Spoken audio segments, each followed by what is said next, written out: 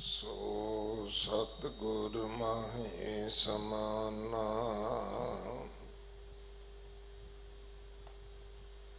एह बाणी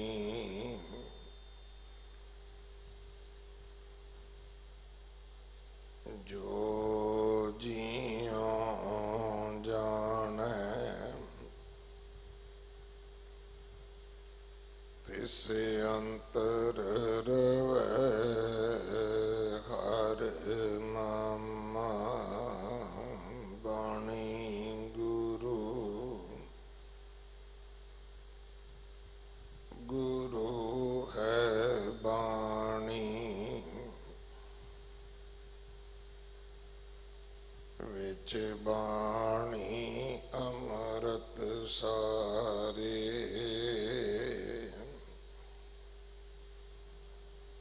गुर बाणी कहे सेवक जन मानै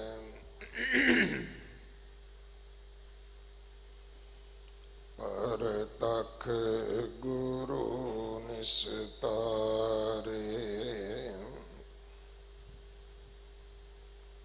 बाणी बिरलो विचारसी जे को गुरमुख होए एह बाणी महापुरख की निज कर वासा होए कन्नड़ा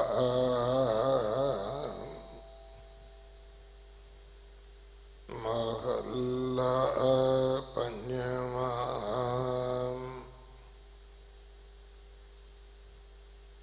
वार वारों अनक डारों सुख प्रिय सुहाग पलक रात रहा कनक मंदर पाट सेज सखी मोहे नाहे इन स्यों तात मुकत लाल अनक भोग बिन नाम नानक हाथ रुखो भोजन पूम सैन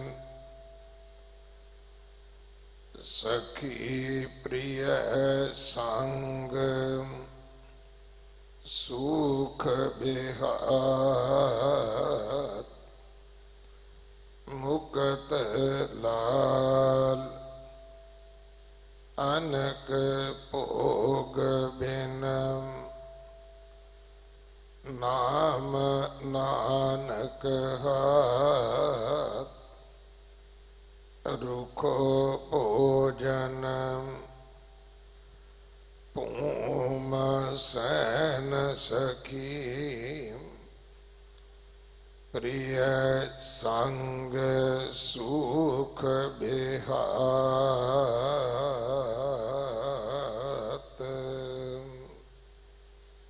वाहिगुरु जी का खालसा वाहिगुरु जी की फतेह। ये पावन शब्द जो कानड़ा राग अंदर पंजवें पातशाह गुरु अर्जन देव पिता महाराज जी दे पवित्र मुख तो उच्चारण होया। श्री गुरु ग्रंथ साहिब पातशाह महाराज जी दे 1306 अंग ते दर्ज है। इस शब्द दी विचार ਪ੍ਰਿੰਸੀਪਲ ਜਗਜੀਤ ਸਿੰਘ ਜੀ, ਗੁਰਮਤਿ ਵਿਦਿਆਲਾ ਗੁਰਦੁਆਰਾ ਰਕਾਬਗੰਜ ਸਾਹਿਬ ਆਪ ਜੀ ਨੂੰ ਸਰਵਨ ਕਰਵਾਉਣਗੇ।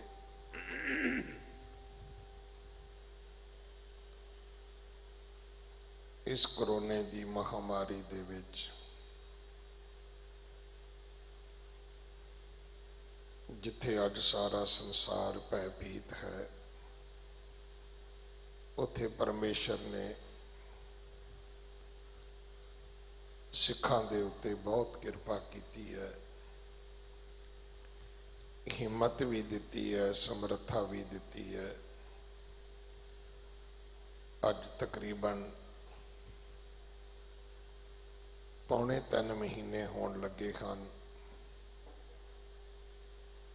ਥਾਂ ਪਰ ਥਾਂ ਗੁਰੂ ਕੇ ਲੰਗਰਾਂ ਦੀ ਸੇਵਾ ਪੂਰੇ ਸੰਸਾਰ ਵਿੱਚ ਸਿੱਖ ਕੌਮ ਕਰ ਰਹੀ ਹੈ। ਖਾਸ ਕਰਕੇ ਦਿੱਲੀ ਦੇ ਵਿੱਚ 30 ਐਸੀਆਂ ਥਾਵਾਂ ਨੇ ਜਿੱਥੇ ਕੱਲ ਲੰਗਰ ਵਰਤਾਇਆ ਗਿਆ। ਲੰਗਰ ਔਨ ਵੀਲ ਗੱਡੀਆਂ ਦੇ ਰਾਹੀਂ ਜਿੱਥੇ ਜਿੱਥੇ ਵੀ ਕੋਈ ਗਰੀਬ, ਕੋਈ ਭੁੱਖਾ, ਕੋਈ ਲੋੜਵੰਦ ਬੈਠਾ ਹੈ, ਇਹ ਲੰਗਰ ਦੀਆਂ ਸੇਵਾਵਾਂ ਚੱਲ ਰਹੀਆਂ ਹਨ। ਆਪ ਜੀ ਆਪਣਾ ਦਸਵੰਧ, ਆਪ ਜੀ ਆਪਣੇ ਪਰਿਵਾਰ ਵੱਲੋਂ ਰਸਦ ਇਹਨਾਂ ਸੇਵਾਵਾਂ ਦੇ ਵਿੱਚ ਕਰ ਸਕਦੇ ਹੋ।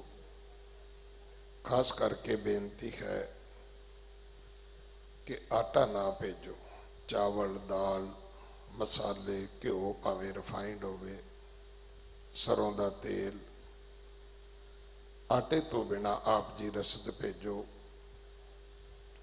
ਜਿਨ੍ਹਾਂ ਦੇ ਕੋਲ ਟਰਾਂਸਪੋਰਟ ਨੇ ਉਹ ਆਪਣੀਆਂ ਛੋਟੀਆਂ ਗੱਡੀਆਂ ਭੇਜ ਸਕਦੇ ਨੇ। ਜਿਨ੍ਹਾਂ ਦੇ ਪਿੱਛੇ ਡਾਲੇ ਖੁੱਲ੍ਹਦੇ ਹੋਣ ਤਾਂ ਕਿ ਇਹ ਸੇਵਾਵਾਂ ਜਿਹੜੀਆਂ ਨੇ ਇਹ ਨਿਰੰਤਰ ਚੱਲਦੀਆਂ ਰਹਿਣ। ਭਾਵੇਂ 6 ਮਹੀਨੇ ਲੱਗਣ, ਭਾਵੇਂ ਸਾਲ ਲੱਗੇ, ਜਦੋਂ ਤੱਕ ਰੁਜ਼ਗਾਰ ਚੰਗੀ ਤਰ੍ਹਾਂ ਨਹੀਂ ਖੁੱਲ੍ਹਦੇ ਉਹਨਾਂ ਚਿਰ ਆਪਾਂ ਨੂੰ ਪਤਾ ਹੈ ਕਿ ਗਰੀਬਾਂ ਨੂੰ ਰੋਟੀ ਕਿਸੇ ਨਹੀਂ ਦੇਣੀ। ਸੋ ਆਓ, ਉੱਚਾ ਦਰ ਹੈ ਬਾਬੇ ਨਾਨਕ ਦਾ। ਉੱਚਾ ਦਰ ਕੇਵਲ ਬਿਲਡਿੰਗ ਕਰਕੇ ਨਹੀਂ ਹੈ ਜਾਂ ਵੱਡੇ ਨਿਸ਼ਾਨ ਸਾਹਿਬ ਲਾ ਕੇ ਨਹੀਂ ਹੈ। ਉੱਚਾ ਤਾਂ ਗੁਰੂ ਨਾਨਕ ਸਾਹਿਬ ਜੀ ਦੀਆਂ ਸਿੱਖਿਆਵਾਂ ਕਰਕੇ ਹੈ।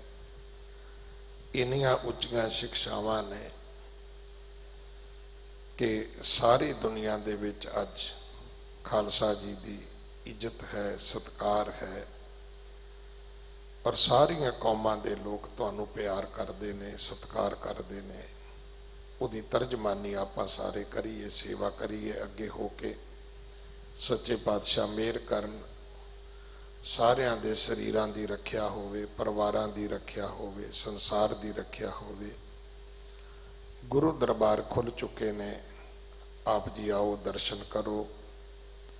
ਪਰ ਜਿਹੜੀਆਂ ਮੈਡੀਕਲ ਐਡਵਾਈਜ਼ ਨੇ ਉਹਨਾਂ ਦਾ ਬਹੁਤ ਧਿਆਨ ਰੱਖੋ।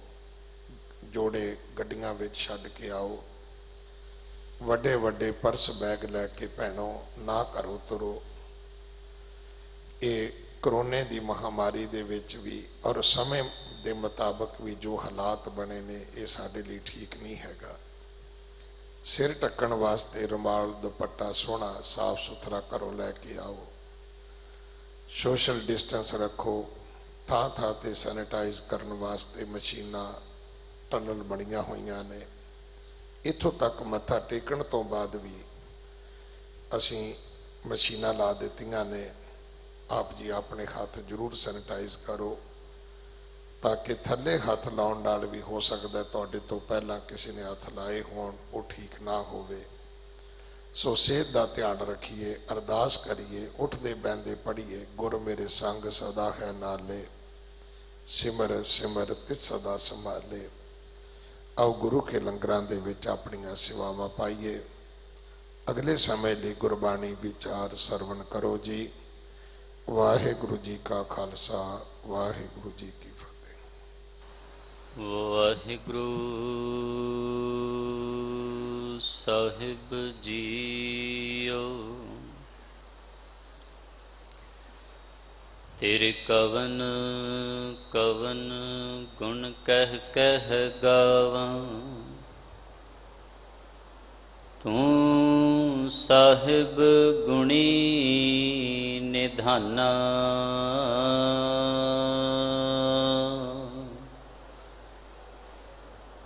तुमरी महिमा बरन ना सकों,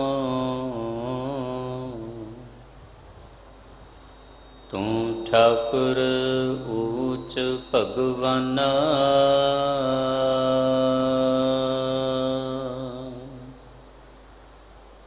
ज्यों बुलावह त्यों बोलह स्वामी, कुदरत कवन हमारी।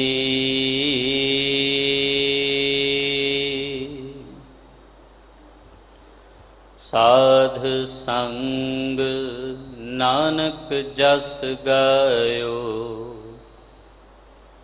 जो प्रभ की अत प्यारी। साध संग नानक जस गायो, जो प्रभ की अत प्यारी।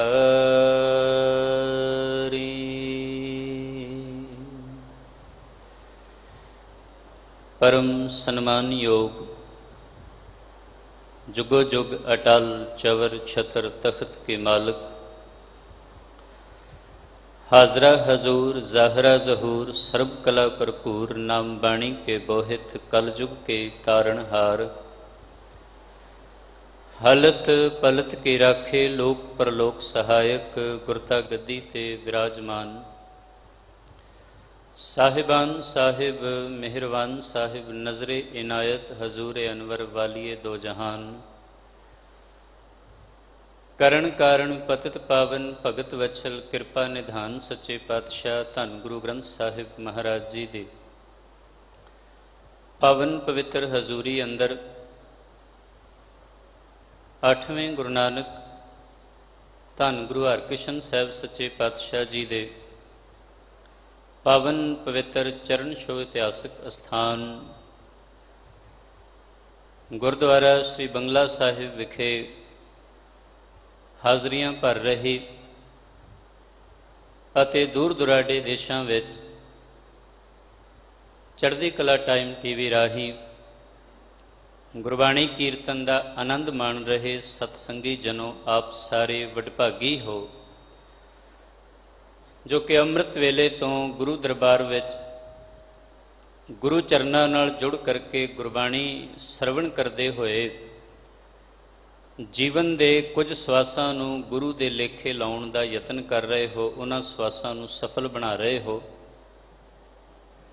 आओ समय अनुसार लड़ीवार बाणी दी विचार दे नाल जुड़िए। पावन शब्द जिसका पाठ आप जियां ने अति सत्कारयोग सिंह साहिब यानी रणजीत सिंह जी मुबारक रसना पासों शब्द सरवण किया है, उस शब्द की विचार अज आप जी नाल सांझ करनी है। विचार की आरंभता तो पहला सारे गुरु चरणों च हाज़रियां लवाओ, प्यार सत्कार सहित बुलाई फतेह प्रवान करो जी। आखो वाहिगुरु जी का खालसा वाहिगुरु जी की फतेह। कानड़ा राग विच पंचम पातशाह धन गुरु अर्जन देव जी महाराज का उचारण किया होया ये पावन शब्द है। कानड़ा राग गुरमत संगीत के अंदर बड़ी विशेषता रखता है अते गुरु ग्रंथ साहिब विच 28वें नंबर ते 31 रागां विच ये दर्ज है। एक फर्क इहदा शास्त्री संगीत अते गुरमत संगीत दे विच जो विद्वानां राहीं दसिया गया पुरातन संगीतक पुस्तकां विच कि जो आम दरबारी कानड़ा है जिन्हों आपां शास्त्री संगीत तो मनते हाँ, ਉਹਦੇ ਵਿੱਚ ਸੰਪੂਰਨ ਜਾਤੀ ਮੰਨੀ ਗਈ ਹੈ ਤੇ ਉਸ ਵਿੱਚ ਧੈਵਤ ਲੱਗਦਾ। ਪਰ ਜੋ ਗੁਰਮਤਿ ਸੰਗੀਤ ਦਾ ਗੁਰਬਾਣੀ ਵਿੱਚ ਕਾਨੜਾ ਰਾਗ ਵਰਤਿਆ ਗਿਆ, ਇਹਦੇ ਵਿੱਚ ਧੈਵਤ ਵਰਜਿਤ ਹੁੰਦਾ ਹੈ, ਪਰ ਨਿਸ਼ਾਦ ਦੋਨੋਂ ਲੱਗਦੇ ਨੇ। ਇਹ ਫਰਕ ਇਸ ਕਰਕੇ ਵੀ ਹੈ ਕਿ ਉਹਦਾ ਨਾਂ ਹੁਣ ਇਹਨੂੰ ਕਾਨੜਾ ਸ਼ਾਸਤਰੀ ਵਿੱਚ ਕਹਿੰਦੇ ਹੀ ਨਹੀਂ ਨੇ, ਉਹ ਦਰਬਾਰੀ ਦਰਬਾਰੀ ਕਹਿੰਦੇ ਨੇ। ਉਹਦਾ ਕਾਰਨ ਇਹ ਹੈ ਵੀ ਤਾਨਸੈਨ ਅਕਬਰ ਦੇ ਦਰਬਾਰ ਵਿੱਚ ਇਸ ਰਾਗ ਨੂੰ ਬਹੁਤਾ ਗਾਇਆ ਕਰਦਾ ਸੀ ਤੇ ਇਸ ਰਾਗ ਨੂੰ ਹੀ ਦਰਬਾਰੀ ਮੰਨ ਲਿਆ ਗਿਆ। ਪਰ ਗੁਰੂ ਸਵਾਰਿਓ, ਜੇ ਅਸੀਂ ਆਪਣੇ ਗੁਰਮਤਿ ਦੇ ਸਿਧਾਂਤ ਅਨੁਸਾਰ ਮੰਨੀਏ ਤੇ ਸਾਡੇ ਲਈ ਤੇ ਫਿਰ ਆਸਾ ਰਾਗ ਦਰਬਾਰੀ ਹੈ, ਕਿਉਂਕਿ ਸਵੇਰੇ ਆਸਾ ਕੀ ਵਾਰ ਦੇ ਵਿੱਚ ਵੀ ਗਾਇਨ ਕੀਤਾ ਜਾਣਾ, ਜੋ ਕਿ ਰਾਤ ਦਾ ਚੌਥਾ ਪਹਿਰ ਹੁੰਦੀ ਹੈ। ਫਿਰ ਦਿਨ ਦੇ ਪਹਿਲੇ ਪਹਿਰ ਤੱਕ ਆਸਾ ਦੀ ਵਾਰ ਸੰਪੂਰਨ ਹੁੰਦੀ ਹੈ। ਸ਼ਾਮ ਨੂੰ ਸੋਦਰ ਦੀ ਚੌਂਕੀ ਲੱਗਦੀ ਹੈ, ਉਸ ਵੇਲੇ ਵੀ ਆਸਾ ਰਾਗ ਗਾਇਆ ਜਾਣਾ ਤੇ ਆਸਾਵਰੀ ਸੁਧੰਗ ਜਿਸ ਵੇਲੇ ਸ਼ੁੱਧ ਅੰਗ ਦੇ ਹਿਸਾਬ ਨਾਲ ਵੇਖਿਆ ਜਾਏ ਤੇ ਉਹਦੀ ਵੰਨਗੀ ਵੱਖਰੀ ਬਣਦੀ ਹੈ। ਉਸ ਲਿਹਾਜ਼ ਨਾਲ ਸਾਡੇ ਲਈ ਦਰਬਾਰੀ ਹੈ ਆਸਾ ਰਾਗ, ਪਰ ਸ਼ਾਸਤਰੀ ਸੰਗੀਤ ਵਾਲੇ ਕਾਨੜੇ ਨੂੰ ਦਰਬਾਰੀ ਮੰਨਦੇ ਨੇ। ਸੁਰਾਂ ਮੁਤਾਬਕ ਥੋੜਾ ਫਰਕ, ਲੇਕਿਨ ਇਸ ਰਾਗ ਦੀ ਵਿਸ਼ੇਸ਼ਤਾ ਹੈ ਕਿ ਇਹਦੇ ਵਿੱਚ ਉਸ ਪ੍ਰਭੂ ਪਿਆਰੇ ਪ੍ਰਮਾਤਮਾ ਦੇ ਮਿਲਾਪ ਦੀ ਗੱਲ ਸਤਿਗੁਰ ਪਾਤਸ਼ਾਹ ਜੀ ਨੇ ਕੀਤੀ ਹੈ ਕਿ ਕਿਸ ਤਰੀਕੇ ਨਾਲ ਉਸ ਅਕਾਲ ਪੁਰਖ ਵਾਹਿਗੁਰੂ ਨੂੰ ਮਿਲਣ ਦੀ ਤਾਂਘ ਪੈਦਾ ਕਰਨੀ ਹੈ। ਧਰਮ ਦੇ ਅੰਦਰ ਇਹ ਮਕਸਦ ਬੜਾ ਬਾਅਦ ਵਿੱਚ ਆਉਂਦਾ ਹੈ, ਕਿਉਂਕਿ ਜਦੋਂ ਬੰਦਾ ਧਾਰਮਿਕ ਬਣਦਾ ਹੈ ਨਾ, ਜ਼ਿਆਦਾਤਰ ਦੀ ਪੁਰਾਤਨ ਸਮੇਂ ਸੋਚ ਇਹ ਰਹੀ ਹੈ ਕਿ ਕੋਈ ਦੁਖੀ ਹੋਇਆ ਤੇ ਧਾਰਮਿਕ ਬਣ ਗਿਆ ਔਰ ਸਿਮਰਨ ਕਰਨ ਲੱਗ ਪਿਆ। ਕਿਸੇ ਪ੍ਰਕਾਰ ਦੀ ਕੋਈ ਜ਼ਰੂਰਤ ਆਣ ਬਣੀ ਤੇ ਉਸ ਜ਼ਰੂਰਤ ਨੂੰ ਲੈ ਕੇ ਫਿਰ ਸੋਚਿਆ ਵੀ ਬੰਦਿਆਂ ਕੋਲੋਂ ਜ਼ਰੂਰਤ ਪੂਰੀ ਨਹੀਂ ਹੋ ਰਹੀ, ਚਲੋ ਸ਼ਾਇਦ ਭਗਤੀ ਕਰਾਂ, ਧਾਰਮਿਕ ਬਣ ਜਾਵਾਂ ਤੇ ਜ਼ਰੂਰਤ ਪੂਰੀ ਹੋ ਜਾਏਗੀ। ਇਸੇ ਤਰ੍ਹਾਂ ਕਈਆਂ ਨੂੰ ਇਹ ਲੱਗਾ ਕਿ ਰਾਜਨੀਤਿਕ ਬਣ ਕੇ, ਵਪਾਰੀ ਬਣ ਕੇ, ਸਮਾਜਿਕ ਬਣ ਕੇ ਇੱਜ਼ਤ ਨਹੀਂ ਮਿਲੀ, ਲੋਕ ਮੱਥਾ ਨਹੀਂ ਟੇਕਦੇ, ਪਰ ਜੇ ਧਾਰਮਿਕ ਬਣ ਜਾਈਏ ਤੇ ਸ਼ਾਇਦ ਲੋਕ ਇੱਜ਼ਤ ਕਰਨ ਲੱਗ ਪੈਣਗੇ, ਇਸ ਲਈ ਵੀ ਲੋਕਾਂ ਧਰਮ ਅਪਣਾਇਆ। ਪਰ ਧਰਮ ਦਾ ਜੋ ਮੂਲ ਮਕਸਦ ਸੀ, ਧੰਨ ਗੁਰੂ ਅਰਜਨ ਸਾਹਿਬ ਮਹਾਰਾਜ ਨੇ ਹੀ ਆਪ ਬਿਆਨ ਕੀਤਾ, ਸਰਬ ਧਰਮ ਮੈਂ ਸ੍ਰੇਸ਼ਟ ਧਰਮ, ਹਰ ਕੋ ਨਾਮ ਜਪ ਨਿਰਮਲ ਕਰਮ।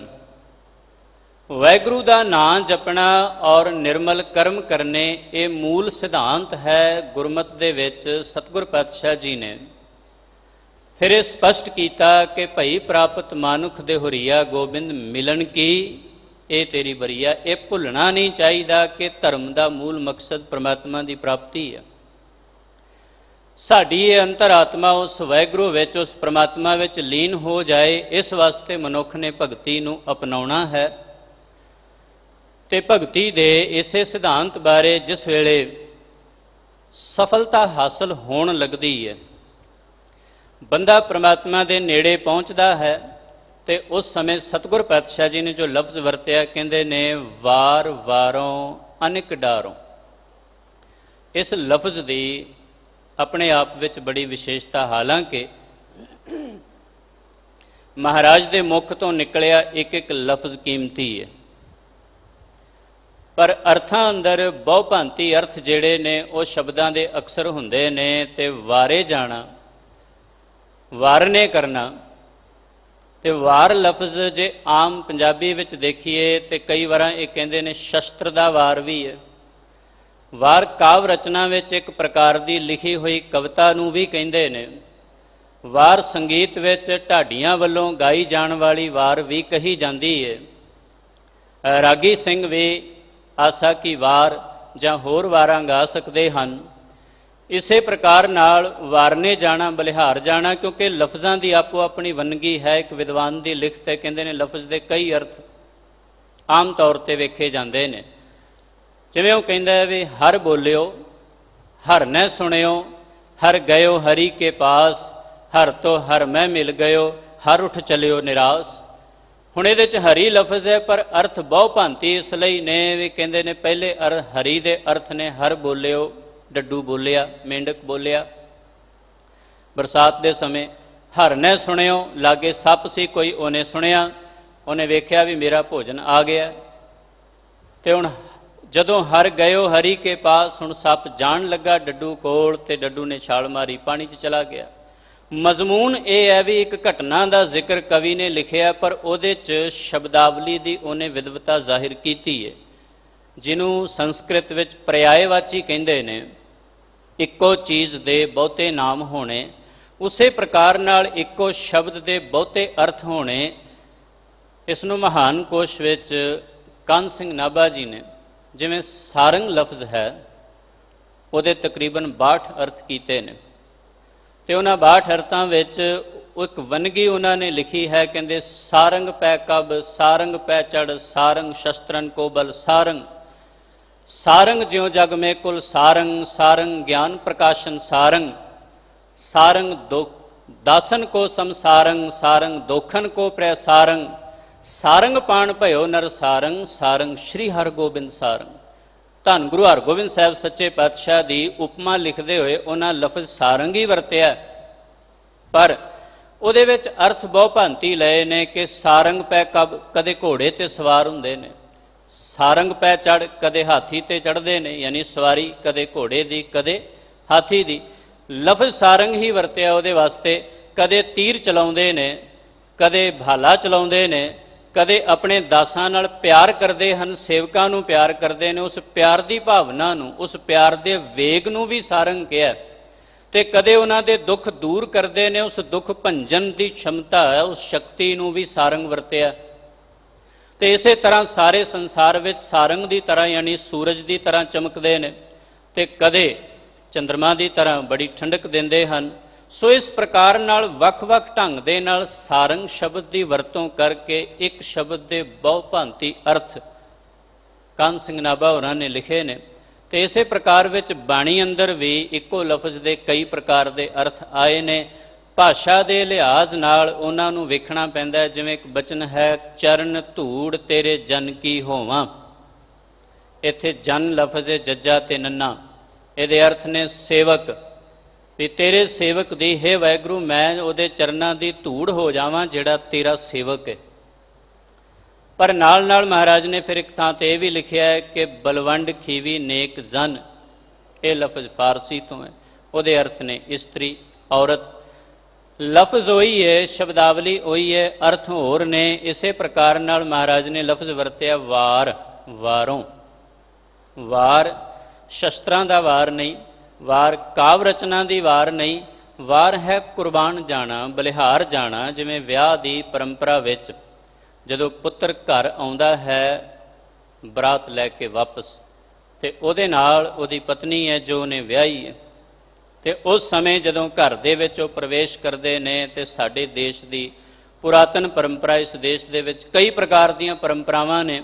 ਉਸ ਪਰੰਪਰਾ ਵਿੱਚ ਮਾਂ ਦੋਨਾਂ ਤੋਂ, ਉਹਦੇ ਬੱਚੇ ਤੋਂ ਵੀ, ਉਹਦੀ ਜੋ ਨੂੰਹ ਆਈ ਹੈ ਉਹਦੇ ਤੋਂ ਵੀ ਪਾਣੀ ਵਾਰ ਕੇ ਪੀਂਦੀ ਹੈ, ਜਾਂ ਕਈ ਕੁਝ ਹੋਰ ਵਾਰ ਕੇ ਤੇ ਕਿਸੇ ਅਲੱਗ-ਅਲੱਗ ਪ੍ਰਕਾਰ ਦੀਆਂ ਰਸਮਾਂ ਨਿਭਾਉਂਦੇ ਨੇ।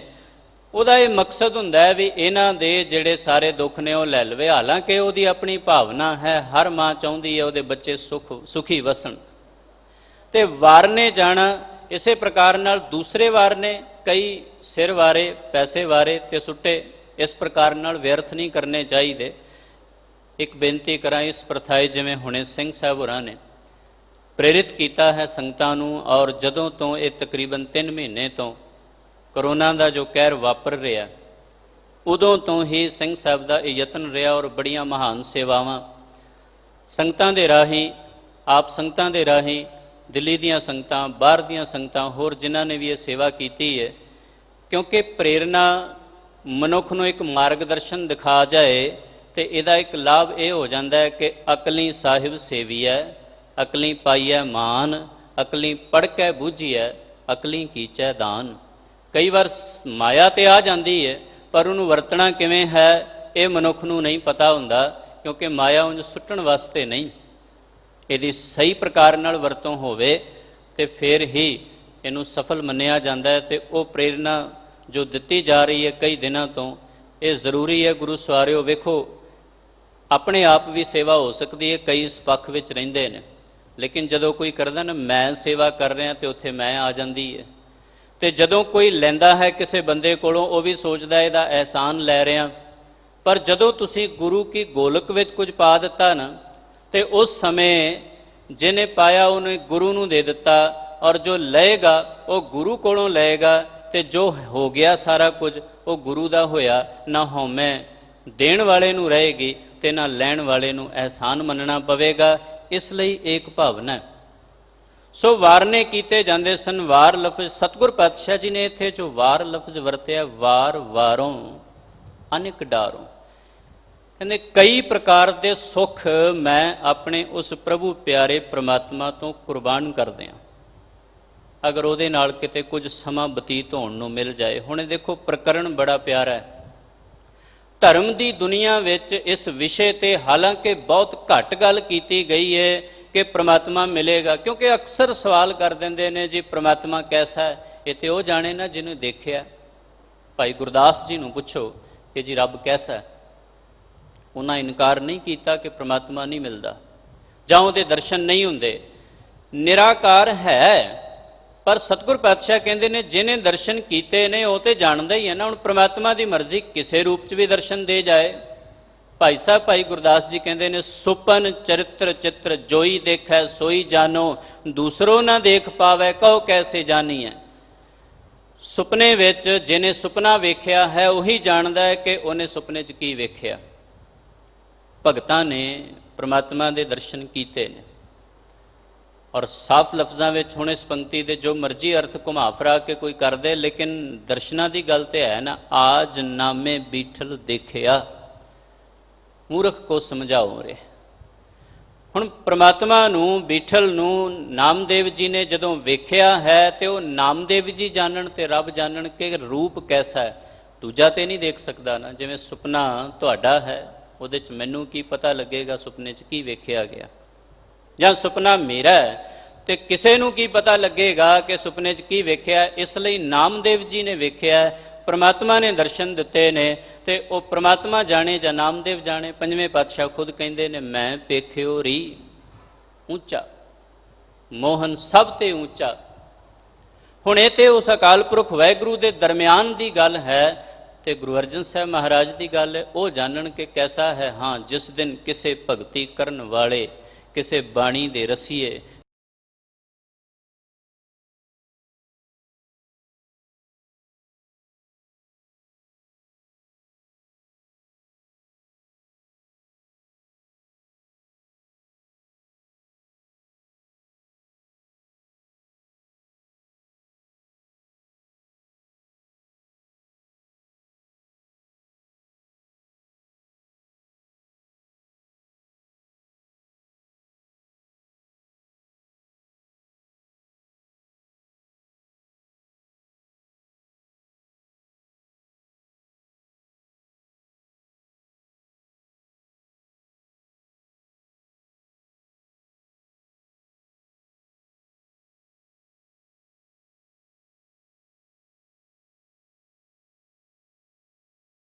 ਉਹਨੇ ਸਿਰਫ ਬੋਲਣਾ ਹੀ ਹੈ, ਉਹਨੇ ਆਉਣਾ ਨਹੀਂ, ਉਹਨੇ ਕੁੱਟਣਾ ਨਹੀਂ, ਉਹਨੇ ਮਾਰਨਾ ਨਹੀਂ।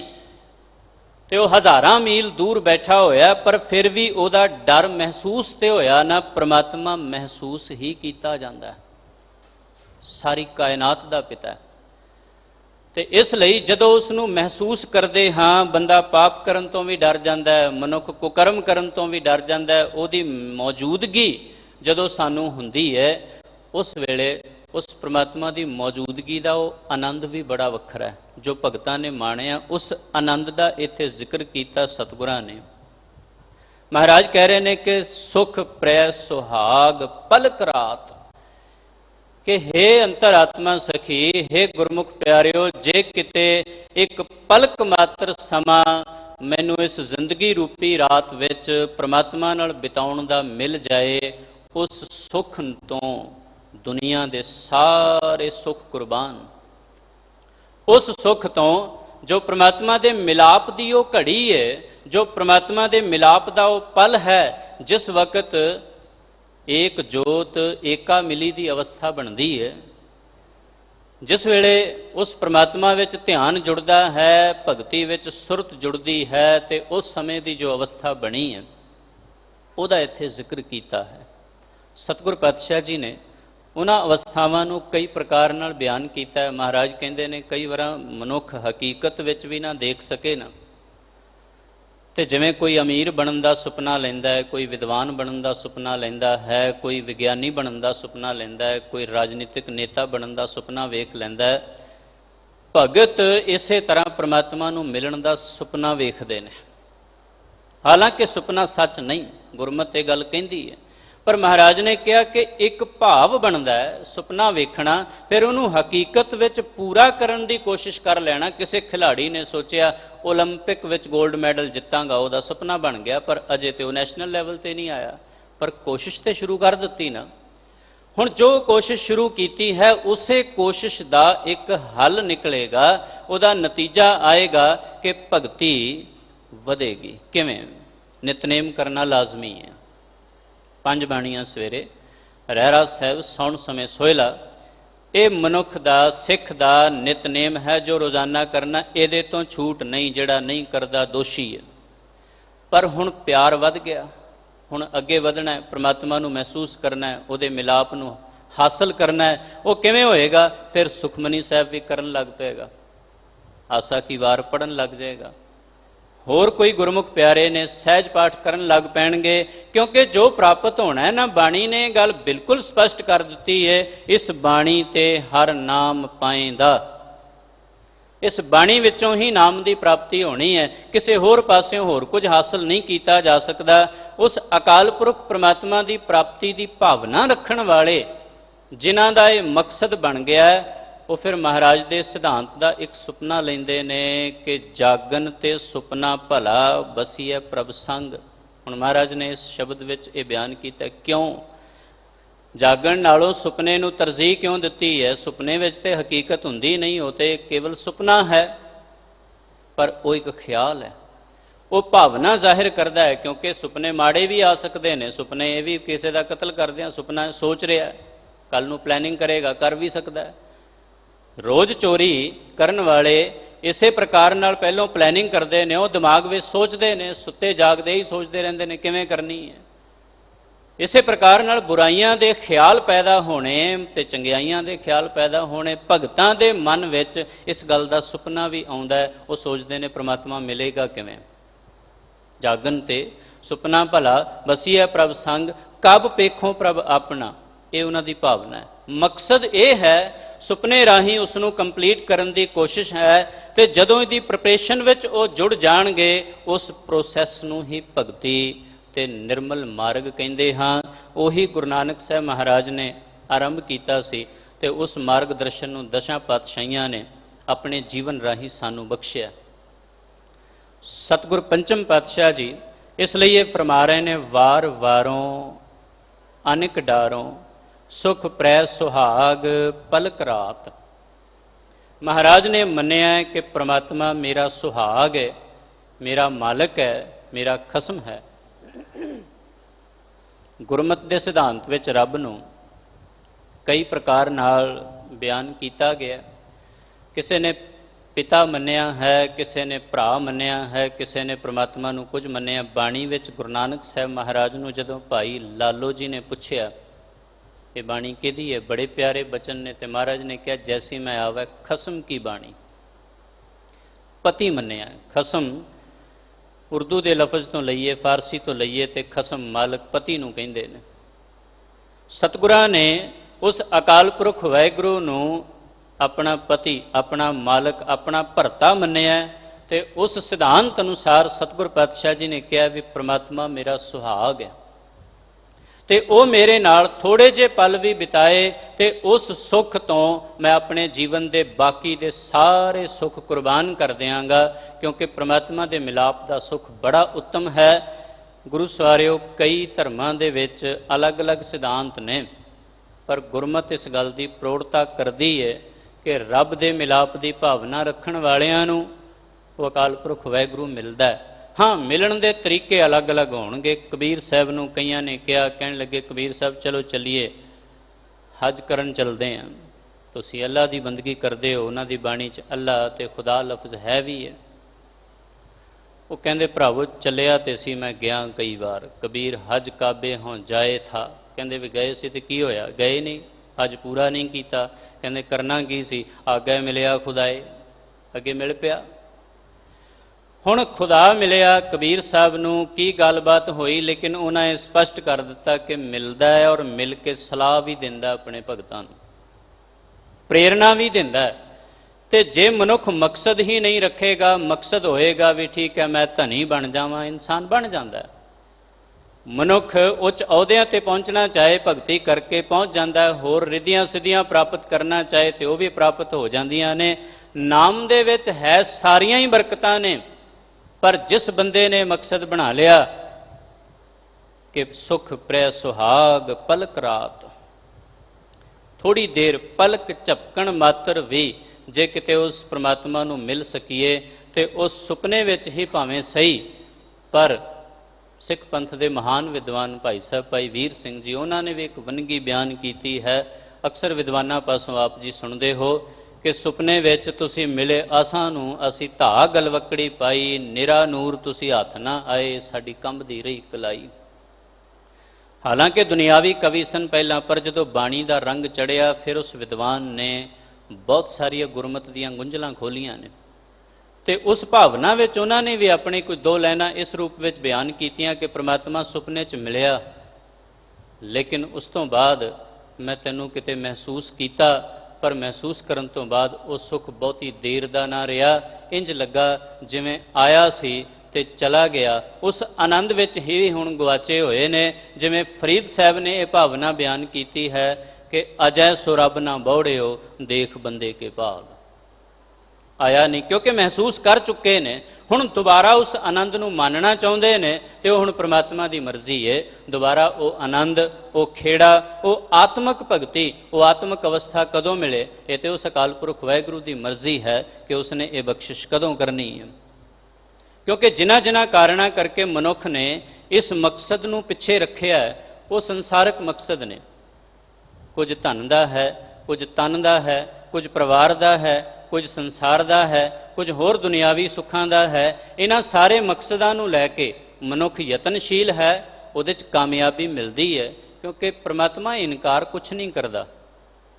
ਬੜੀ ਸੋਹਣੀ ਉਦਾਹਰਣ ਵਿਦਵਾਨ ਅਕਸਰ ਦਿੰਦੇ ਨੇ ਕਿ ਮਾਂ ਨੇ ਜਿਸ ਵੇਲੇ ਕੋਈ ਘਰ ਦੇ ਕੰਮ ਸਵਾਰਨੇ ਹੁੰਦੇ ਨੇ, ਉਸ ਵੇਲੇ ਬੱਚਾ ਕਵੇ ਕਿ ਮਾਂ ਮੈਨੂੰ ਗੋਦੀ ਵਿੱਚ ਬਿਠਾ ਤੇ ਮੈਨੂੰ ਲਾਡ ਲਡਾ, ਉਹ ਕਹਿੰਦੀ ਬੇਟਾ ਆ ਲੈ ਛਣਕਣਾ, ਇਹ ਵਜਾ, ਇਹਦੇ ਨਾਲ ਖੇਡ। ਉਹ ਬੱਚਾ ਛਣਕਣਾ ਲੈ ਕੇ ਵਜਾਉਣ ਲੱਗ ਪੈਂਦਾ ਹੈ ਤੇ ਮਾਂ ਆਪਣੇ ਕੰਮ ਲੱਗ ਜਾਂਦੀ ਹੈ। ਤੇ ਜਿਸ ਵੇਲੇ ਮਾਂ ਆਪਣੇ ਕੰਮ ਲੱਗ ਜਾਂਦੀ, ਬੱਚਾ ਉਹਦੇ ਨਾਲ ਖੇਡਦਾ, ਲੇਕਿਨ ਖਿਡੌਣਾ ਹਮੇਸ਼ਾ ਨਹੀਂ ਖੇਡਿਆ ਜਾ ਸਕਦਾ। ਥੋੜੀ ਦੇਰ ਬਾਅਦ ਬੱਚਾ ਮਹਿਸੂਸ ਕਰ ਲੈਂਦਾ ਵੀ ਇਹ ਤੇ ਥੋੜੀ ਦੇਰ ਇੰਜ ਛਣਕਦਾ, ਉਸ ਤੋਂ ਬਾਅਦ ਹੈ ਕੁਛ ਨਹੀਂ, ਇਹਦੇ ਚੋਪਰਾਂ ਵਗਾ ਕੇ ਮਾਰਦਾ, ਫਿਰ ਰੋਂਦਾ। ਮਾਂ ਫਿਰ ਕੋਲ ਆਉਂਦੀ ਹੈ, ਫਿਰ ਕੁਝ ਮਿੱਠਾ ਖਾਣ ਨੂੰ ਦੇ ਦਿੰਦੀ ਹੈ। ਬੱਚਾ ਗੁੜ ਦੀ ਡਲੀ ਲੈਂਦਾ ਸੀ ਪੁਰਾਣੇ ਸਮੇਂ, ਉਹ ਫਿਰ ਖਾਂਦਾ ਰਹਿੰਦਾ ਸੀ। ਉਂਗਲਾਂ ਨੂੰ ਥੋੜ੍ਹਾ ਬਹੁਤ ਲੱਗ ਗਿਆ, ਅੱਜ ਕੱਲ੍ਹ ਚਾਕਲੇਟ ਫੜਾ ਦਿੰਦੇ ਨੇ ਤੇ ਬੱਚਾ ਉਹਦੇ 'ਚ ਮਸਤ, ਮਾਂ ਫਿਰ ਕੰਮ ਕਰਨ ਲੱਗ ਜਾਂਦੀ ਹੈ। ਗੁਰੂ ਸਵਾਰਿਓ, ਇਹ ਕੇਵਲ ਉਦਾਹਰਣ ਹੈ, ਹੋਰ ਵੀ ਸਿਆਣੀਆਂ ਮਾਵਾਂ ਕਈ ਤਰੀਕੇ ਵਰਤਦੀਆਂ ਹੋਣਗੀਆਂ, ਪਰ ਪ੍ਰਮਾਤਮਾ ਵੀ ਆਪਣੇ ਭਗਤਾਂ ਨੂੰ ਕਈ ਵਾਰ, ਆਪਣੇ ਪਿਆਰਿਆਂ ਨੂੰ ਇਸੇ ਤਰੀਕੇ ਨਾਲ ਪਰਖਦਾ ਹੈ। ਉਹ ਕਦੀ ਕੁਝ ਧਨ ਫੜਾ ਦਿੰਦਾ ਹੈ, ਕਿਸੇ ਨੂੰ ਉੱਚ ਪਦਵੀਆਂ ਪਕੜਾ ਦਿੰਦਾ, ਉਹ ਲੈ ਕੇ ਫਿਰ ਇਨਸਾਨ ਖੁਸ਼ ਹੋਇਆ ਬੈਠਾ ਰਹਿੰਦਾ ਵੀ ਪ੍ਰਮਾਤਮਾ ਦੀ ਬੜੀ ਕਿਰਪਾ। ਕੋਈ ਮਾਇਆ ਲੈ ਕੇ ਸੋਚ ਲੈਂਦਾ ਹੈ ਕਿ ਪ੍ਰਮਾਤਮਾ ਦੀ ਬੜੀ ਕਿਰਪਾ, ਕੋਈ ਕਿਸੇ ਹੋਰ ਤਰੀਕੇ ਨਾਲ ਸੋਚ ਲੈਂਦਾ ਰੱਬ ਦੀ ਬੜੀ ਕਿਰਪਾ। ਪਰ ਅਸਲ ਵਿੱਚ ਪ੍ਰਮਾਤਮਾ ਦੀ ਕਿਰਪਾ ਉਦੋਂ ਮੰਨੀ ਜਾਣੀ ਹੈ ਜਦੋਂ ਵਾਹਿਗੁਰੂ ਨੇੜੇ ਮਹਿਸੂਸ ਹੋਵੇ, ਜਦੋਂ ਸਾਨੂੰ ਦਰਸ਼ਨ ਦੇਣ ਲੱਗੇ ਤੇ ਉਹ ਅਵਸਥਾ ਕਿਤੇ ਬਣ ਜਾਏ ਤੇ ਫਿਰ ਸਮਝਿਓ ਅਸਲ ਰੂਪ ਵਿੱਚ ਕਿਰਪਾ ਹੈ। ਕਿਉਂਕਿ ਉਸ ਸੁੱਖ ਤੋਂ ਹੀ ਸਾਰੇ ਸੁੱਖ ਕੁਰਬਾਨ ਕੀਤੇ ਜਾ ਸਕਦੇ ਨੇ। ਸਤਿਗੁਰ ਪਾਤਸ਼ਾਹ ਜੀ ਨੇ ਇਸੇ ਕਾਰਨ ਕਰਕੇ ਕਿਹਾ ਵੀ ਪ੍ਰਮਾਤਮਾ ਮੇਰਾ ਸੁਹਾਗ ਹੈ, ਮੇਰਾ ਮਾਲਕ ਹੈ, ਮੇਰਾ ਖਸਮ ਹੈ।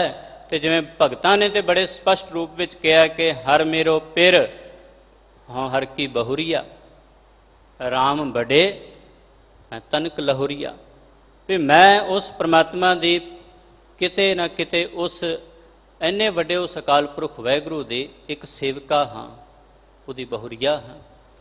ਤੇ ਉਸ ਪ੍ਰਮਾਤਮਾ ਨੇ ਬਖਸ਼ਿਸ਼ ਕੀਤੀ ਹੈ ਹੁਣ ਉਸ ਪ੍ਰਮਾਤਮਾ ਨੇ ਭਗਤਾਂ ਤੇ ਐਸੀ ਰਹਿਮਤ ਕਈ ਵਾਰ ਕੀਤੀ। ਗੁਰੂ ਸਵਾਰਿਓ, ਗੱਲ ਹੁਣ ਇਹ ਕਿ ਸਾਡੇ ਜੀਵਨ ਵਿੱਚ ਕੋਈ ਮਕਸਦ ਹੋਏ, ਕਦੀ ਤੇ ਇੱਕ ਵਾਰ ਅਕਾਲ ਪੁਰਖ ਵਾਹਿਗੁਰੂ ਨੂੰ ਇਹ ਕਿਹਾ ਕਰੀਏ ਕਿ ਪ੍ਰਮਾਤਮਾ ਕਿਰਪਾ ਕਰ, ਦਰਸ਼ਨ ਦੇਖ ਜੀਵਾਂ ਗੁਰ ਤੇਰਾ, ਪੂਰਨ ਕਰਮ ਹੋਏ ਪ੍ਰਭ ਮੇਰਾ।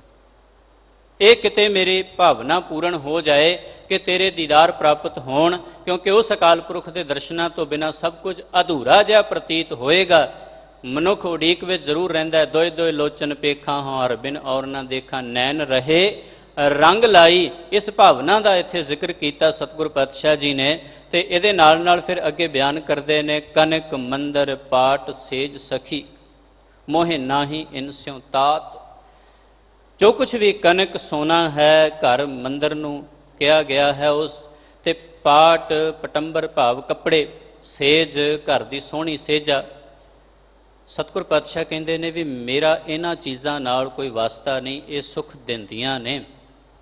ਕਿਸੇ ਕੋਲ ਸੋਨਾ ਬਹੁਤ ਹੋਵੇ ਪਰ ਫਿਰ ਵੀ ਇਸ ਉਤਨਾ ਆਤਮਿਕ ਸੁੱਖ ਨਹੀਂ ਦਿੰਦਾ ਜਿੰਨਾ ਕੁ ਮਨੁੱਖ ਨੂੰ ਚਾਹੀਦਾ। ਕਈ ਵਾਰੀ ਬਹੁਤਾ ਪਿਆ ਐਵੇਂ ਜਾਨ ਦਾ ਵੈਰੀ ਬਣ ਜਾਂਦਾ ਹੈ। ਗੁਰੂ ਨਾਨਕ ਸਾਹਿਬ ਮਹਾਰਾਜ ਨੇ ਐਮਨਾਬਾਦ ਇਹੀ ਕੁਝ ਬਿਆਨ ਕੀਤਾ ਸੀ ਭਾਈ ਲਾਲੋ ਜੀ ਦੇ ਨਾਲ ਜ਼ਿਕਰ ਕਰਦੇ ਹੋਏ, ਧਨ ਜੋਬਨ ਦੋਏ ਵੈਰੀ ਹੋਏ, ਜਿਨੀ ਰੱਖੇ ਰੰਗ ਲਾਏ। ਕਈ ਵਾਰ ਇਹ ਬੰਦੇ ਦੇ ਵੈਰੀ ਹੀ ਬਣ ਜਾਂਦੇ ਨੇ। ਬਹੁਤੇ ਸੁੱਖ ਇਨਸਾਨ ਲਈ ਦੁੱਖਾਂ ਦਾ ਕਾਰਨ ਬਣਦੇ ਨੇ, ਕਿਉਂਕਿ ਮਨੁੱਖ ਨੇ ਇਹ ਸੋਚ ਲਿਆ ਸੀ ਕਿ ਜੋ ਕੁਝ ਵੀ ਹੈ ਜੀ ਮਸ਼ੀਨਾਂ ਨਾਲ ਅਸੀਂ ਸਾਰਾ ਕੁਝ ਕਰ ਸਕਦੇ ਹਾਂ, ਹਰ ਪ੍ਰਕਾਰ ਦਾ ਦੁੱਖ ਸੁੱਖ ਵਿੱਚ ਬਦਲ ਸਕਦੇ ਹਾਂ। ਰੱਬ ਨੇ ਇੱਕ ਵਾਰ ਸਾਰੀਆਂ ਮਸ਼ੀਨਾਂ ਰੋਕ ਦਿੱਤੀਆਂ ਨੇ, ਸਾਰੀਆਂ ਬੰਦੇ ਦੀ ਸਾਇੰਸ ਰੋਕ ਦਿੱਤੀ ਹੈ, ਸਾਰਾ ਮਨੁੱਖ ਦਾ ਗਿਆਨ ਰੋਕ ਦਿੱਤਾ ਹੈ। ਦੇਖੋ, ਕੋਈ ਕੁਛ ਕਹੇ ਕਿ ਚਾਈਨਾ ਦਾ ਹੈ, ਅਮਰੀਕਾ ਦਾ ਹੈ, ਕਿਸੇ ਵੀ ਦੇਸ਼ ਦਾ ਹੋਵੇ, ਜਿੱਥੋਂ ਮਰਜ਼ੀ ਆਇਆ, ਪਰ ਹਮਰਾ ਕੀਆ ਕਛੂ ਨਾ ਹੋਏ, ਕਰ ਹੈ ਰਾਮ ਹੋਏ ਹੈ ਸੋਏ। ਇਹ ਉਹਦਾ ਭਾਣਾ ਹੈ। ਇਸ ਭਾਣੇ ਵਿੱਚ ਰੱਬ ਨੇ ਇਹ ਤੇ ਸਿਖਾ ਦਿੱਤਾ ਨਾ ਕਿ ਗੁਰੂ ਘਰ ਦੀ ਮਰਿਆਦਾ ਵੀ ਅੰਦਰ ਆਣਾ ਤੇ ਹੱਥ ਧੋ ਕੇ ਆਣਾ ਚਾਹੀਦਾ ਸੀ। ਕਈ ਜਰਾਬਾਂ ਪਾਉਂਦੇ ਸਨ, ਨਹੀਂ ਸਨ ਪੈਰ ਧੋਂਦੇ। ਹੁਣ ਮਹਿਸੂਸ ਹੋ ਗਿਆ ਕਿ ਨਹੀਂ, ਗੁਰੂ ਦੀ ਮਰਿਆਦਾ ਬਣੀ ਹੈ, ਬਿਲਕੁਲ ਸਹੀ ਹੈ। ਜਿਨ੍ਹਾਂ ਨੂੰ ਮੈਡੀਕਲ ਪ੍ਰੋਬਲਮ ਹੈ ਉਹ ਠੀਕ ਹੈ, ਕਰ ਸਕਦੇ ਨੇ। ਪਰ ਸਤਿਗੁਰ ਪਾਤਸ਼ਾਹ ਜੀ ਨੇ ਅੱਜ ਤੋਂ 500-500 ਸਾਲ ਪਹਿਲਾਂ ਜੋ ਮਰਿਆਦਾਵਾਂ ਬੰਨ੍ਹ ਦਿੱਤੀਆਂ ਉਹ ਇਸੇ ਕਰਕੇ ਸਨ। ਅੱਜ ਕਰੋਨਾ ਦੇ ਡਰ ਕਰਕੇ ਹੱਥ ਜ਼ਰੂਰ ਧੋ ਰਹੇ ਹਾਂ, ਪਰ ਗੁਰੂ ਸਾਹਿਬ ਨੇ ਤੇ ਮਰਿਆਦਾ ਪਹਿਲਾਂ ਹੀ ਬਣਾ ਦਿੱਤੀ ਸੀ। ਇਸ ਲਈ ਮਹਾਰਾਜ ਦੇ ਸਿਧਾਂਤਾਂ ਤੇ ਕਦੇ ਕਿੰਤੂ ਬਹੁਤੀ ਜਲਦੀ ਨਹੀਂ ਕਰਨਾ ਚਾਹੀਦਾ। ਕੀ ਪਤਾ ਸਾਡੀ ਮੱਤ ਉੱਥੋਂ ਤੱਕ ਪਹੁੰਚੀ ਹੀ ਨਹੀਂ ਜੋ ਕੁਝ ਗੁਰੂ ਸਾਹਿਬ ਨੇ ਮਰਿਆਦਾਵਾਂ ਜਾਂ ਨਿਯਮ ਬਣਾਏ ਨੇ। ਹਰ ਇੱਕ ਨਿਯਮ ਜੋ ਗੁਰੂ ਘਰ ਵਿੱਚ ਲਾਗੂ ਹੈ ਉਸ ਦੀ ਆਪਣੀ ਇੱਕ ਵਿਸ਼ੇਸ਼ਤਾ ਔਰ ਮਹਾਨਤਾ ਹੈ। ਹਾਂ, ਵਕਤ ਪਾ ਕੇ ਉਹ ਗੱਲ ਸਮਝ ਆਉਂਦੀ ਹੈ ਇਨਸਾਨ ਦੇ। ਇਸ ਲਈ ਸਤਿਗੁਰ ਪਾਤਸ਼ਾਹ ਜੀ ਨੇ ਕਿਹਾ, ਬਹੁਤੇ ਜਿਹੜੇ ਸੁੱਖ ਸਾਧਨ ਨੇ, ਜਦੋਂ ਮਨ ਅੰਦਰ ਪ੍ਰਮਾਤਮਾ ਦੀ ਭਗਤੀ ਦਾ ਚਾਅ ਪੈਦਾ ਹੁੰਦਾ, ਉਹਦੇ ਦਰਸ਼ਨਾਂ ਦੀ ਲਾਲਸਾ ਆਉਂਦੀ ਹੈ ਨਾ, ਤੇ ਮਨੁੱਖ ਫਿਰ ਇਹਨਾਂ ਚੀਜ਼ਾਂ ਨਾਲ ਵਾਸਤਾ ਨਹੀਂ ਰੱਖਦਾ। ਉਹ ਤੇ ਮੁਕਤ ਲਾਲ ਅਨੇਕ ਭੋਗ ਬਿਨ ਨਾਮ ਨਾਨਕ ਹਾਤ।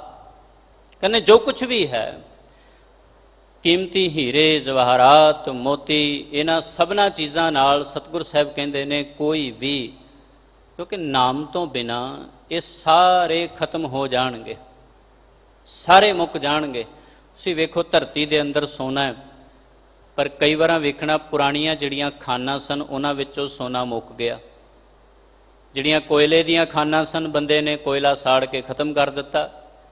ਪੈਟਰੋਲੀਅਮ ਦੇ ਬਾਰੇ ਵੀ ਵਿਗਿਆਨੀ ਕਹਿ ਰਹੇ ਨੇ ਕੁਝ ਸਾਲਾਂ ਦਾ ਬਚਿਆ ਹੈ, ਉਸ ਤੋਂ ਬਾਅਦ ਇਹਨੇ ਮੁੱਕ ਜਾਣਾ ਹੈ।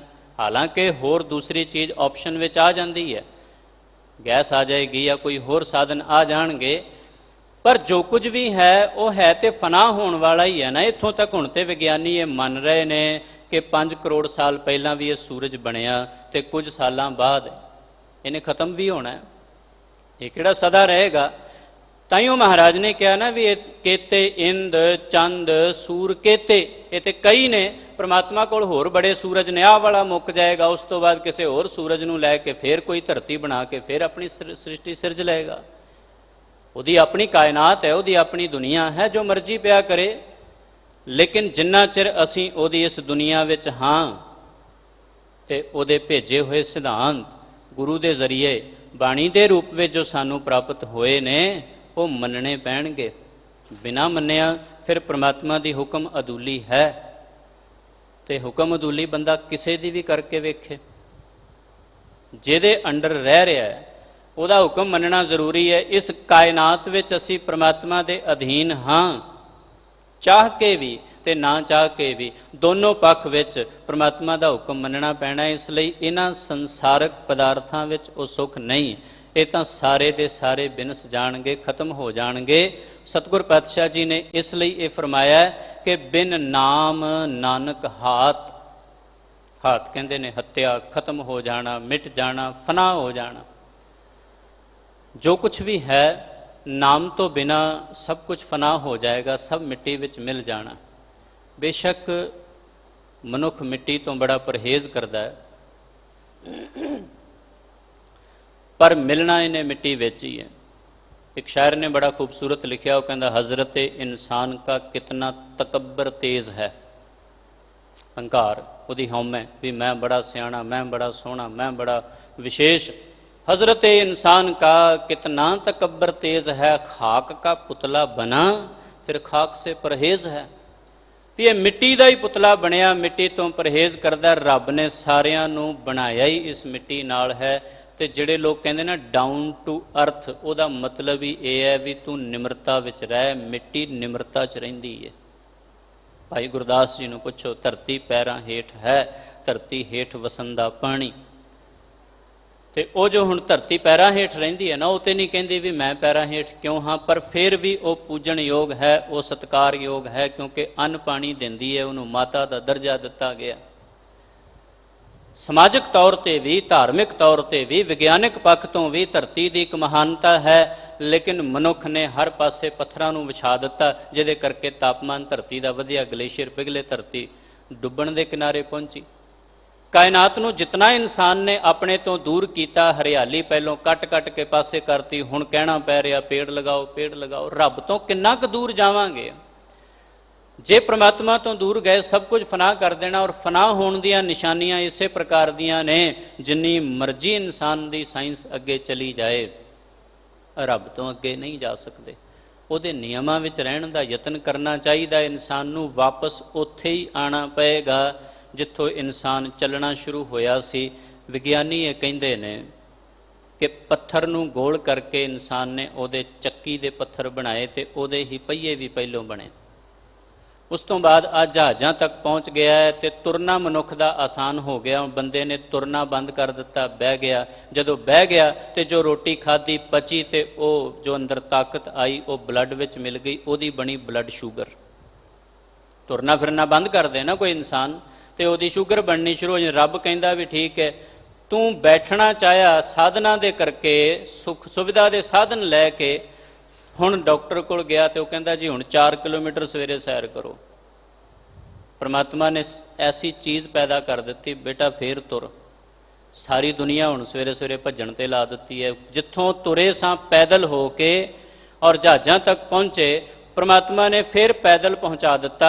ਇਸ ਲਈ ਰੱਬ ਤੋਂ ਬੰਦਾ ਕਿੱਥੋਂ ਦੂਰ ਜਾਏਗਾ, ਕਿੱਥੇ ਤੱਕ ਜਾਏਗਾ, ਕਿਤਨੀ ਕੁ ਸੋਚ ਬਣਾ ਲਏਗਾ, ਲੈ ਦੇ ਕੇ ਉੱਥੇ ਫਿਰ ਵਾਪਸ ਆਉਣਾ ਪੈਣਾ। ਜੋ ਬੇਸਿਕ ਨਿਯਮ ਨੇ, ਪ੍ਰਿੰਸੀਪਲਸ ਹਨ ਜੋ ਉਸ ਪਰਮਾਤਮਾ ਦੇ, ਉਹਨਾਂ ਤੋਂ ਦੂਰ ਨਹੀਂ ਜਾਇਆ ਜਾ ਸਕਦਾ। ਇਸ ਲਈ ਇਹ ਜੋ ਸੰਸਾਰਕ ਸੁੱਖ ਸੁਵਿਧਾਵਾਂ ਨੇ, ਇਹ ਨਾਮ ਦੀ ਬਰਾਬਰੀ ਨਹੀਂ ਕਰ ਸਕਦੀਆਂ, ਇਹ ਭਗਤੀ ਦੀ ਬਰਾਬਰੀ ਨਹੀਂ ਕਰ ਸਕਦੀਆਂ, ਇਹ ਬਾਣੀ ਦੇ ਉੱਤੇ ਨਹੀਂ ਜਾ ਸਕਦੀਆਂ।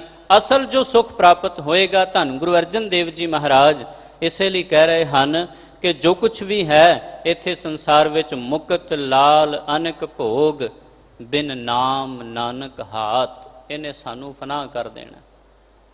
ਮਨੁੱਖ ਦੀ ਹੋਂਦ ਖਤਰੇ ਵਿੱਚ ਹੋ ਜਾਏਗੀ। ਤੇ ਫਿਰ ਸਾਹਿਬ ਕਹਿੰਦੇ ਨੇ ਕਿਸ ਅਵਸਥਾ ਤੱਕ ਪ੍ਰਮਾਤਮਾ ਦੇ ਨਾਲ ਜੁੜਨਾ? ਰੁੱਖੋ ਭੋਜਨ ਭੂਮ ਸੈਨ। ਸਾਹਿਬ ਕਹਿੰਦੇ ਨੇ ਜੇ ਰੁੱਖਾ ਭੋਜਨ ਵੀ ਮਿਲੇ, ਮਨੁੱਖ ਨੂੰ ਚੋਪੜੀ ਖਾਣ ਦਾ ਸ਼ੌਂਕ ਹੈ, ਘਿਓ ਵਰਤਿਆ ਜਾਂਦਾ ਸੀ ਚੋਪੜਨ ਵਾਸਤੇ, ਜਾਂ ਕਿਸੇ ਤਰੀਕੇ ਨਾਲ ਵੀ, ਚਾਹੇ ਕੋਈ ਮੱਖਣ ਵਰਤੇ, ਕੁਝ ਹੋਰ ਤਰੀਕੇ ਨਾਲ ਖਾਣਾ ਆਪਣਾ ਜਿਤਨੇ ਪ੍ਰਕਾਰ ਦਾ ਵੀ ਹੋਏ, ਪਰ ਸਤਿਗੁਰ ਪਾਤਸ਼ਾਹ ਜੀ ਕਹਿੰਦੇ ਨੇ ਜੇ ਰੁੱਖਾ ਵੀ ਮਿਲੇ ਔਰ ਰੁੱਖਾ ਖਾ ਕੇ ਜ਼ਮੀਨ ਤੇ ਸੌਣਾ ਹੋਵੇ, ਰੁੱਖੋ ਭੋਜਨ ਭੂਮ ਸੈਨ ਸਖੀ। ਸਾਹਿਬ ਕਹਿੰਦੇ ਨੇ ਪ੍ਰਿਆ ਸੰਗ ਸੂਖ ਬਿਹਾਤ। ਜੇ ਪ੍ਰਮਾਤਮਾ ਦੇ ਨਾਲ ਹਾਂ, ਜੇ ਰੱਬ ਦੇ ਨਜ਼ਦੀਕ ਹਾਂ, ਤੇ ਉਹ ਫਿਰ ਜ਼ਮੀਨ ਤੇ ਸੌਣਾ ਵੀ, ਰੁੱਖਾ ਭੋਜਨ ਵੀ, ਉਹ ਬੜਾ ਸਵਾਦਲਾ ਪ੍ਰਤੀਤ ਹੋਏਗਾ, ਬੜਾ ਸੁੱਖ ਦਾ ਅਨੁਭਵ ਕਰਾਏਗਾ।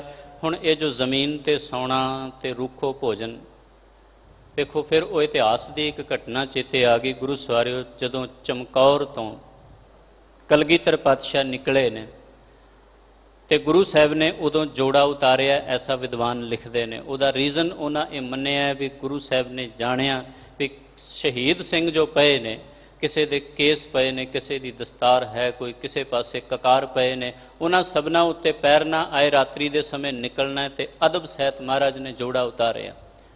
ਮਾਛੀਵਾੜੇ ਦੇ ਜੰਗਲ ਵਿੱਚ ਜਦੋਂ ਸੁੱਤੇ ਹੋਏ ਨੇ ਤੇ ਉਸ ਸਮੇਂ ਹੁਣ ਉੱਥੇ ਤੇ ਭੋਜਨ ਵੀ ਨਹੀਂ ਕੀਤਾ। ਹਾਲਾਂਕਿ ਜੇ ਅਸੀਂ ਪਿਛੋਕੜ ਦੇਖੀਏ ਤੇ ਜਦੋਂ ਤੋਂ ਅਨੰਦਪੁਰ ਸਾਹਿਬ ਦਾ ਕਿਲਾ ਖਾਲੀ ਕੀਤਾ ਹੈ ਔਰ ਮਾਛੀਵਾੜੇ ਦੇ ਜੰਗਲ ਤੱਕ ਉੱਥੇ ਭੋਜਨ ਕਰਨ ਦਾ ਕਿਤੇ ਜ਼ਿਕਰ ਨਹੀਂ ਆਇਆ।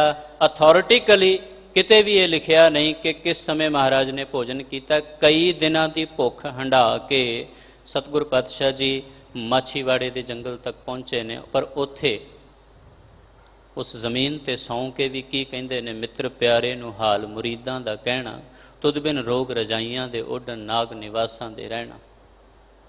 ਇਹ ਆਤਮਿਕ ਅਵਸਥਾ ਦਾ ਇੱਕ ਜ਼ਿਕਰ ਹੈ ਕਿ ਸ਼ਿਕਵਾ ਨਹੀਂ ਹੈ, ਪ੍ਰਮਾਤਮਾ ਨੂੰ ਉਲਾਮਾ ਨਹੀਂ ਹੈ ਕਿ ਇਹ ਦੁੱਖ ਝੱਲਣਾ ਪੈ ਰਿਹਾ ਜਾਂ ਇਹ ਕਸ਼ਟ ਦੇਖਣਾ ਪੈ ਰਿਹਾ, ਨਹੀਂ।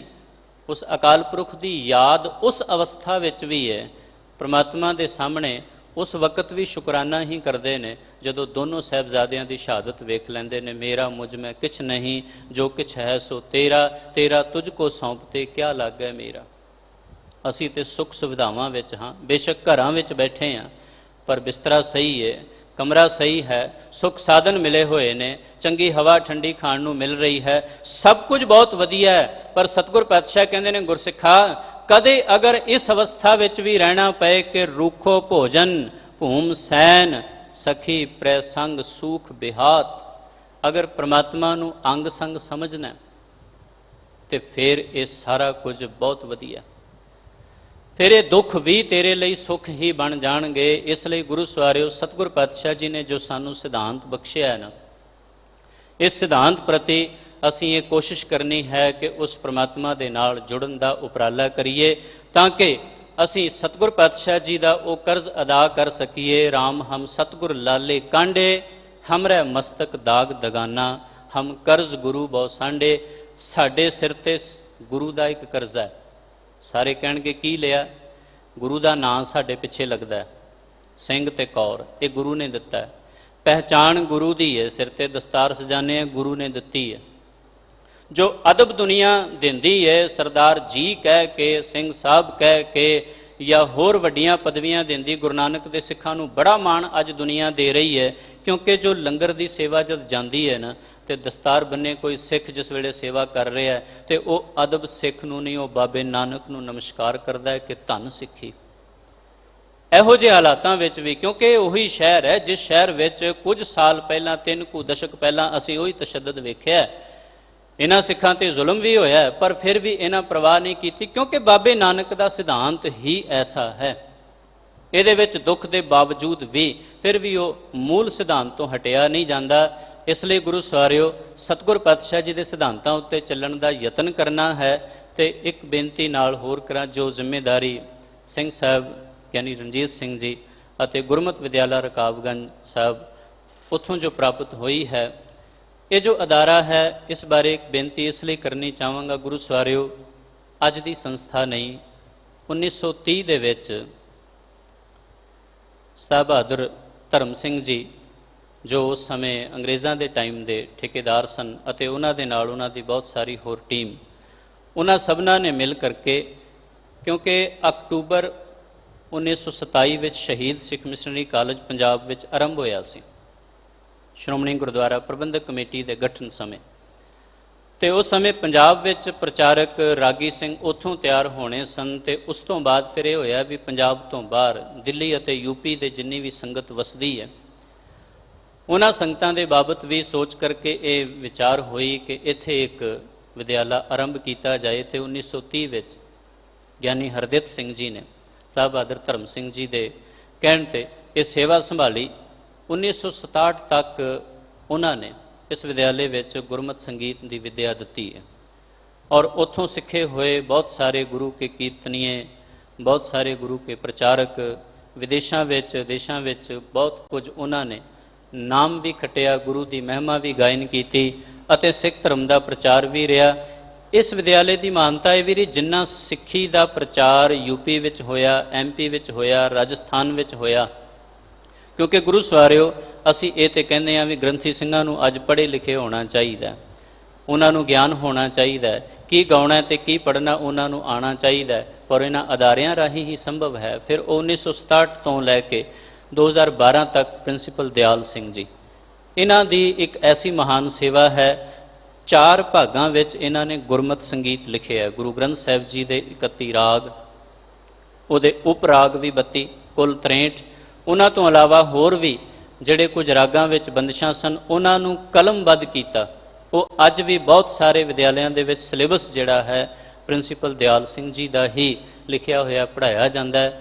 ਅਤੇ ਇਸ ਅਦਾਰੇ ਦੇ ਵਿੱਚ ਬਹੁਤ ਸਾਰੇ ਬੱਚੇ ਹੁਣ ਪਹਿਲਾਂ ਵੀ ਪੜ੍ਹ ਰਹੇ ਸਨ, ਅਤੇ ਹੁਣ ਇੰਨੀ ਪੁਰਾਣੀ ਸੰਸਥਾ ਹੋਵੇ 1930 ਤੋਂ, ਅੰਗਰੇਜ਼ਾਂ ਦੇ ਟਾਈਮ ਤੋਂ, ਅਤੇ ਦਿੱਲੀ ਦੀ ਸੰਗਤ ਦੇ ਪ੍ਰਤੀ ਇਹ ਬੇਨਤੀ ਕਿ ਜਿੰਨਾ ਹੁਣ ਤੱਕ ਸਹਿਯੋਗ ਆਪ ਸਭਨਾਂ ਨੇ ਦਿੱਤਾ ਹੈ, ਉਹ ਸਾਰਾ ਇਸੇ ਤਰੀਕੇ ਨਾਲ ਇਹਨਾਂ ਅਦਾਰਿਆਂ ਨੂੰ ਸੰਭਾਲਣ ਦਾ ਯਤਨ ਕਰੀਏ, ਕਿਉਂਕਿ ਪ੍ਰਚਾਰ ਇਸੇ ਰੂਪ ਵਿੱਚ ਆਪਾਂ ਐਸੇ ਢੰਗ ਨਾਲ ਕੁਝ ਇਸ ਢੰਗ ਵਿੱਚ ਰਹਿਣਾ ਹੈ ਤਾਂ ਕਿ ਚੰਗੇ ਪ੍ਰਚਾਰਕ ਸਾਹਮਣੇ ਆਉਣ, ਕਿਉਂਕਿ ਗੁਰੂ ਕੀ ਮਹਿਮਾ, ਗੁਰੂ ਕੀ ਵਡਿਆਈ ਉਹ ਉਹਨਾਂ ਨੇ ਹੀ ਗਾਉਣੀ ਹੈ, ਅਤੇ ਉਹ ਇਸੇ ਰੂਪ ਵਿੱਚ ਤਾਂ ਕਿ ਅਸੀਂ ਗੁਰੂ ਦੀ ਉਹ ਪਰਿਪੂਰਨਤਾ ਦੇ ਨਾਲ ਸੇਵਾ ਕਰ ਸਕੀਏ। ਸਾਹਿਬ ਸ੍ਰੀ ਗੁਰੂ ਅਰਜਨ ਦੇਵ ਜੀ ਮਹਾਰਾਜ ਨੇ ਜੋ ਪ੍ਰੇਮ ਭਾਵਨਾ ਸਾਨੂੰ ਸਿਖਾਈ ਅੱਜ ਦੀ ਸ਼ਬਦ ਵਿਚਾਰ ਵਿੱਚ, ਉਹ ਸ਼ਬਦ ਵਿਚਾਰ ਦਾ ਸਾਰ ਸਿਧਾਂਤ ਵੀ ਇਹ ਸਾਨੂੰ ਸਮਝਾਉਂਦਾ ਹੈ ਕਿ ਗੁਰੂ ਚਰਨਾਂ ਪ੍ਰਤੀ ਜਦੋਂ ਸਾਡਾ ਪਿਆਰ ਵੱਧ ਜਾਏਗਾ ਅਤੇ ਉਸ ਪਿਆਰ ਦੇ ਪ੍ਰਤੀ ਅਸੀਂ ਉਹ ਸਾਰੀਆਂ ਸੰਸਥਾਵਾਂ ਦੇ ਪ੍ਰਤੀ ਉਹ ਭਾਵਨਾ ਰੱਖਾਂਗੇ, ਅਤੇ ਜਿਤਨਾ ਕੁਛ ਵੀ ਅਸੀਂ ਆਪਣੇ ਮਨ ਅੰਦਰ ਰੱਖਦੇ ਹਾਂ ਸੇਵਾ ਦਾ ਭਾਵ,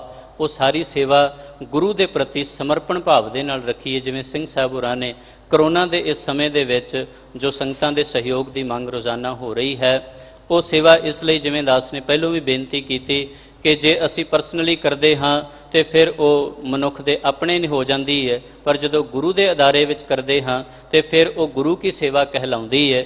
ਫਿਰ ਦੇਣ ਵਾਲੇ ਨੂੰ ਹੰਕਾਰ ਨਹੀਂ ਆਉਂਦਾ ਤੇ ਲੈਣ ਵਾਲਾ ਉਸ ਨੂੰ ਅਹਿਸਾਨ ਵਿੱਚ ਨਹੀਂ ਰੱਖਦਾ। ਸੋ ਅਸੀਂ ਸਤਿਗੁਰ ਪਾਤਸ਼ਾਹ ਜੀ ਦੇ ਚਰਨਾਂ ਦਾ ਧਿਆਨ ਧਰਦਿਆਂ ਗੁਰੂ ਚਰਨਾਂ ਦੇ ਪ੍ਰਤੀ ਅਦਬ ਸਤਿਕਾਰ ਰੱਖਦੇ ਹੋਏ ਮਹਾਰਾਜ ਦੇ ਪ੍ਰਤੀ ਆਪਣੇ ਦਸਵੰਧ ਨੂੰ ਸਫਲ ਕਰਨ ਦਾ ਯਤਨ ਕਰੀਏ, ਕਿਉਂਕਿ ਜਦੋਂ ਅਸੀਂ ਦਸਵੰਧ ਦੇ ਪ੍ਰਤੀ ਗੱਲ ਕਰਦੇ ਹਾਂ ਤੇ ਫਿਰ ਸਾਨੂੰ ਗੁਰੂ ਚਰਨਾਂ ਦੇ ਵਿੱਚ ਇਹ ਮੰਗ ਕਰਨ ਦੀ ਬਜਾਏ ਕਿ ਮਹਾਰਾਜ ਸਾਡੀ ਕਮਾਈ ਵੱਧ ਜਾਏ, ਇਹ ਮੰਗ ਕਰਨੀ ਚਾਹੀਦੀ ਹੈ ਕਿ ਸਾਡਾ ਜੋ ਦਸਵੰਧ ਹੈ ਮਹਾਰਾਜ ਅਸੀਂ ਹੋਰ ਜ਼ਿਆਦਾ ਦੇ ਸਕੀਏ। ਇਹਦੇ ਨਾਲ ਇਹ ਹੋ ਜਾਏਗਾ ਅਸੀਂ ਮੰਗਿਆ ਗੁਰੂ ਦੀ ਸੇਵਾ ਲਈ ਤੇ ਸਤਿਗੁਰ ਪਾਤਸ਼ਾਹ ਜੀ ਨੇ ਸਾਨੂੰ ਕਿੰਨੇ ਗੁਣਾ ਜ਼ਿਆਦਾ ਦੇਣਾ ਹੈ, 90% ਜ਼ਿਆਦਾ ਮਿਲਣਾ, ਕਿਉਂਕਿ ਅਸੀਂ ਦਸਵੰਧ ਮੰਗਿਆ ਹੈ, ਹੁਣ ਕਮਾਈ ਨਹੀਂ ਮੰਗੀ।